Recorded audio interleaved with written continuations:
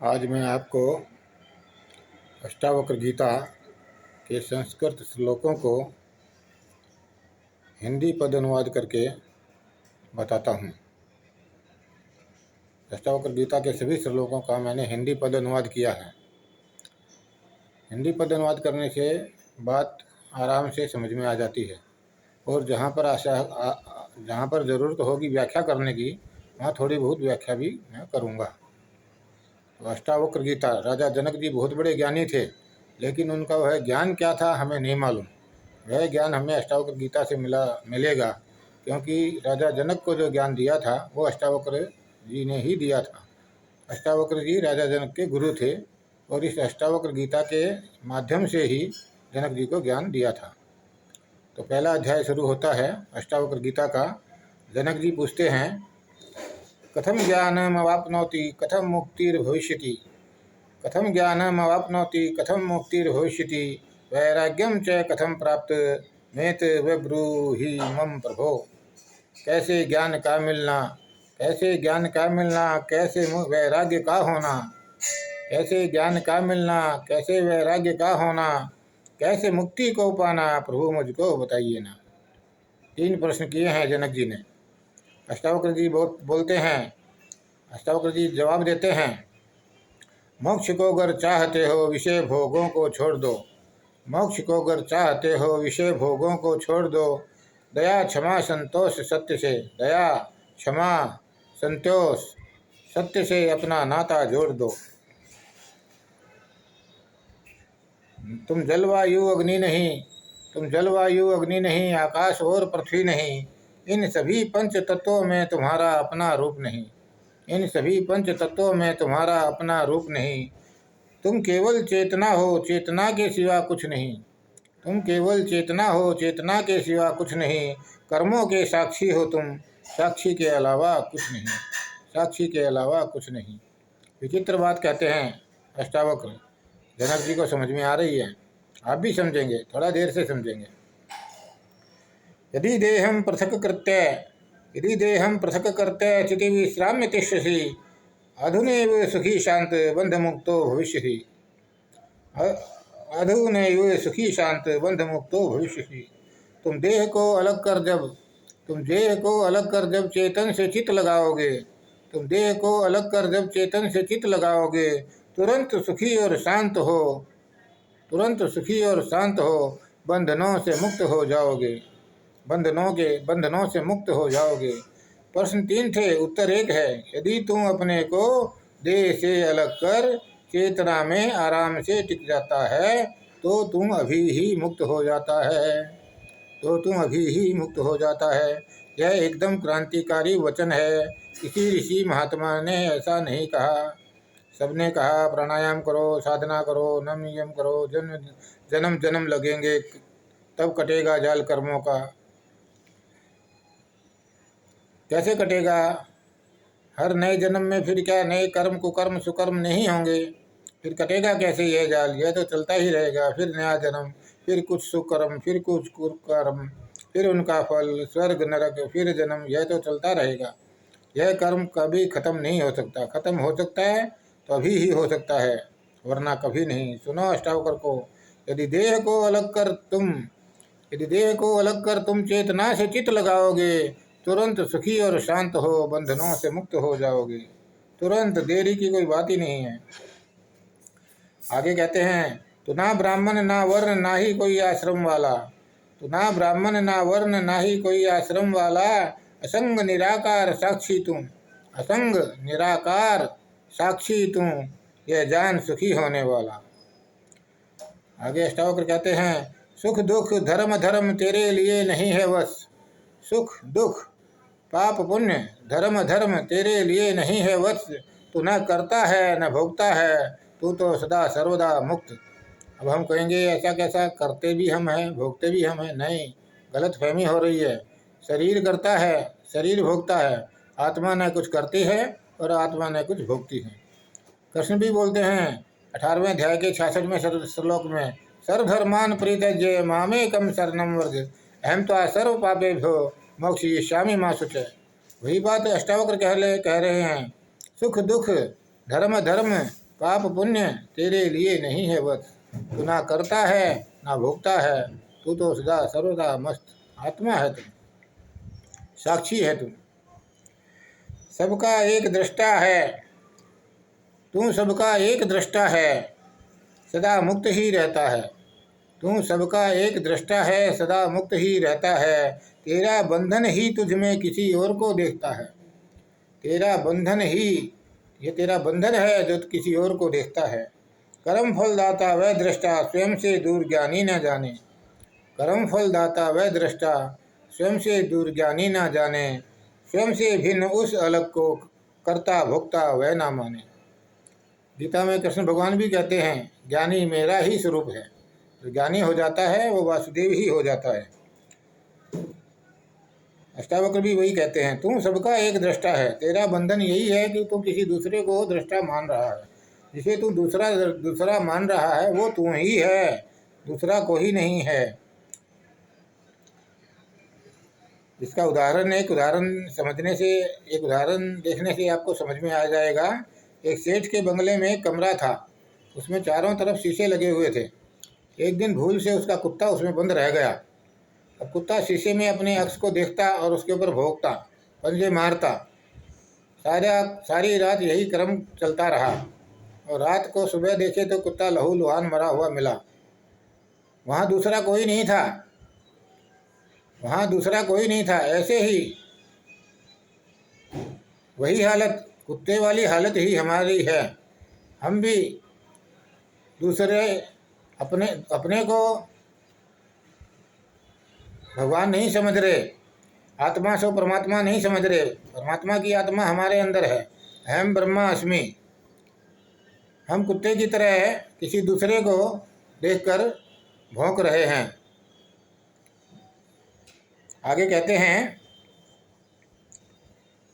कर्ता रूप गर्वित सर्प हम सबको डस लेता है, कर्ता रूप गर्वित सर्प हम सबको डस लेता है, कर्ता न होने का भान अमृत सुख को देता है। कर्ता नहीं है यह अगर आपको मालूम हो जाए कि तुम कर्ता नहीं हो, शरीर करता है, आत्मा करता नहीं है, यह बात अगर तुमको मालूम हो जाए तो फिर बस तुम बंधन मुक्त हो।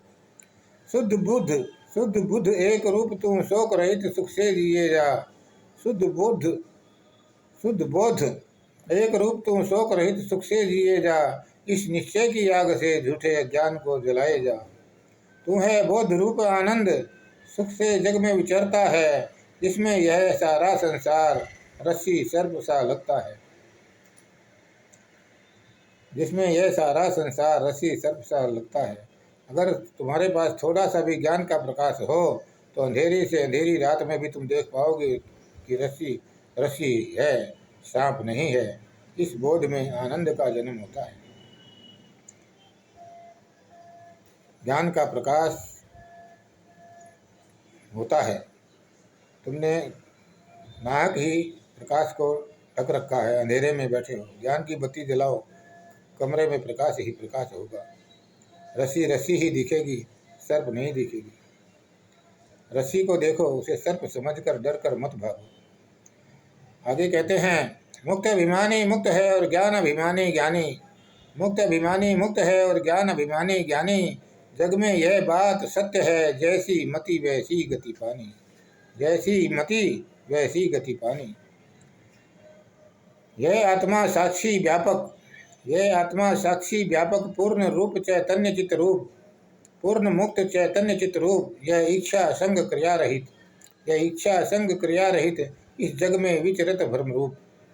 सभी भावों को त्याग कर भ्रमित आभास मुक्त हो तू, सभी भावों को त्याग कर भ्रमित आभास मुक्त हो तू, निश्चयी बोध कुटस्थ अद्वैत, निश्चयी बोध कुटस्थ अद्वैत स्वयं आत्मा में लुप्त हो तू। बंधन अपनी मान्यता के कारण होते हैं, वास्तविक नहीं होते। बंधन अपनी मान्यता के कारण होते हैं, वास्तविक नहीं होते। देह अभिमान पाश में कब से बंधा हुआ है तू। अष्टावक्र कहते हैं, अपने आप को तू देह समझता है, देह अभिमान पाश में कब से बंधा हुआ है तू। अब ज्ञान की तलवार से दे इसे काट कर फेंक तू, अब ज्ञान की तलवार से दे इसे काट कर फेंक तू। तू संग रहित क्रिया रहित स्वयं प्रकाश रूप निर्दोष। तो संग रहित क्रिया रहित स्वयं प्रकाश रूप निर्दोष, यह तो तेरा बंधन है जो करता रहा समाधि प्रयोग। तू असंग है, क्रिया शून्य है, स्वयं प्रकाश है और निर्दोष है। कोई दोष तुझे छू भी नहीं सकता,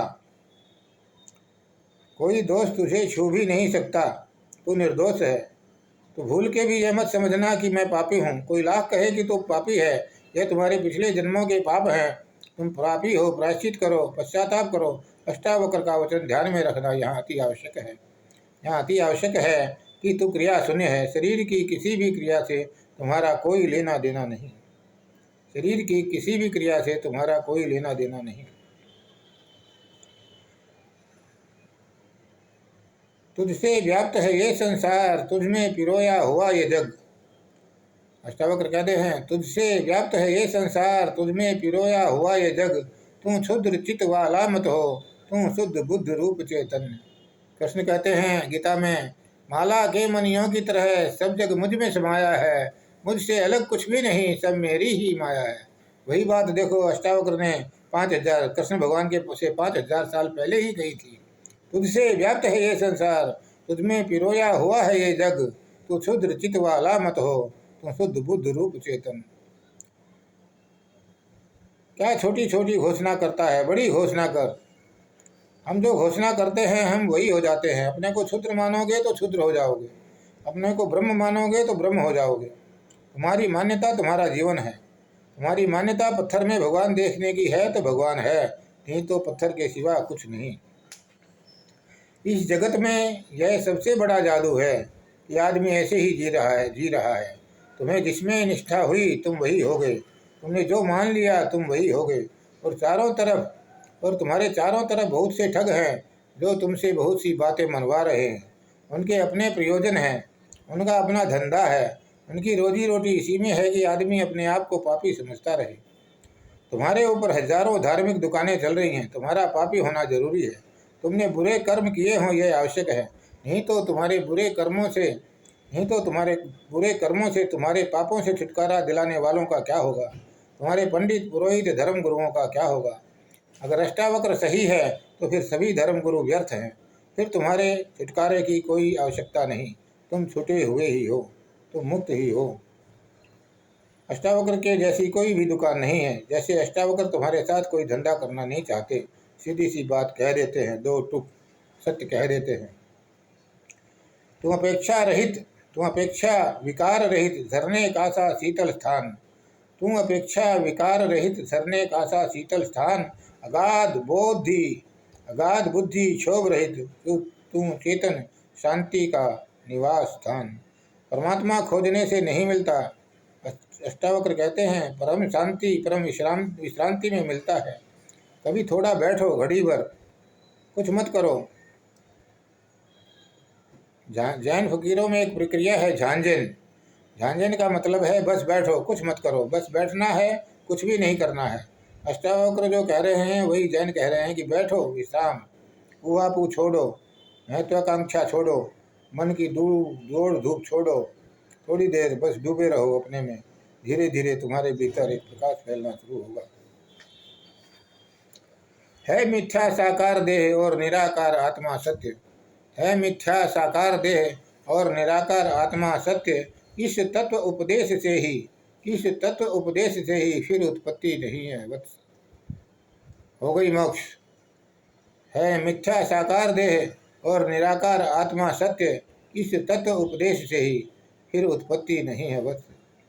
देह का दर्पण में जैसे बिंब शरीर ही दिखता है, देह का दर्पण में जैसे बिंब शरीर ही दिखता है, प्राणों के अंदर बाहर वैसे परमेश्वर मिलता है। प्राणों के अंदर बाहर वैसे परमेश्वर मिलता है। जैसे सब जगह आकाश, अंदर बाहर स्थित सर्वत्र, वैसे नित्य निरंतर ब्रह्म सब जीवों में स्थित सर्वत्र। जिस तरह सर्वव्यापी आकाश घर के बाहर और भीतर है, उसी तरह ब्रह्म भीतर और बाहर सब प्राणियों में है। एक बात जान लेनी आवश्यक है कि तुम घड़े के भीतर का शून्य हो, घड़े की दीवार नहीं। पहला अध्याय समाप्त। धन्यवाद।